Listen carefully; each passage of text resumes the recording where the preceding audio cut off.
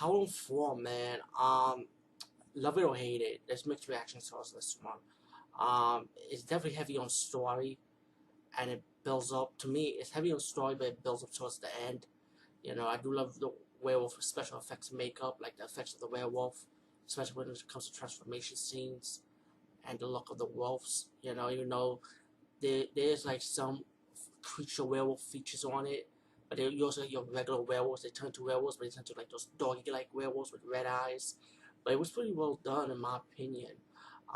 It's like supposed to be more faithful towards the original book than the first movie did with the Stone, but still like 4 and 1.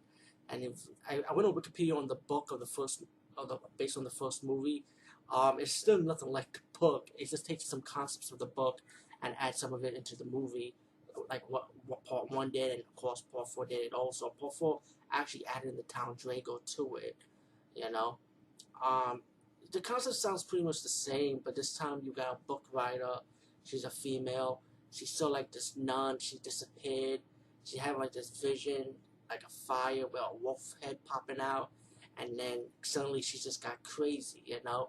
So the doctor kind of like recommend her that she goes off somewhere out of the city to recuperate, and her husband goes with her, you know, in the cabin. Yeah, there we go again, cabin in the woods moment, you know, and to recuperate, around this town called Drago, which is pretty obvious. The town is full with werewolves, which is like pretty much you just know it off the back. Um, the townspeople they were acting like all friendly. You got the sheriff, he's like a tired ass, but it builds up towards the end.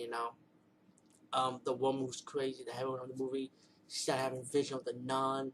These two old people that actually lived in the cottage before them, like kind of like warning her about, like kind of like trying to warn her. And then later in the movie, the woman meet this female nun who's looking for her nun friend. And then later you find out that nun actually died.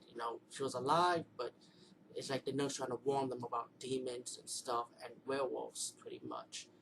And the nun was kind of crazy, and they said she died. You know, um, so it's like the woman and the female and the nun's friend, who died in the cabin. I would say, kind of like teaming up to investigate about this town called Drago. They talk about this bell. There's like 16th century old bell that was brought from Europe to this town. And there's a history of how the other town kind of like trapped these werewolves in the bell tower and burn them alive. You know, the townspeople pretty much want to keep the two ladies away from the bell tower for some mysterious reasons. If they always have secrets there. It's pretty much the movie's like an investigation, mainly just about the town, pretty much. And plus, you got the husband of the woman that, he's trying to spend time with her, but then he's getting kind of like pissed off that she's talking about werewolves, like werewolves don't exist, and then he's actually seeing the shopkeeper, which is like she's also a werewolf, and she's like attracted towards the guy, and the guy's attracted towards her, so she start making out. Later on, the shopkeeper woman, who's also a werewolf, bit the guy. So it's pretty obvious the guy's gonna come a werewolf later. Um, it's pretty much as the story builds up, the woman, the two females, and plus the woman's best friend, the male friend, comes over trying to help out, trying to do his part. And later on, he gets killed.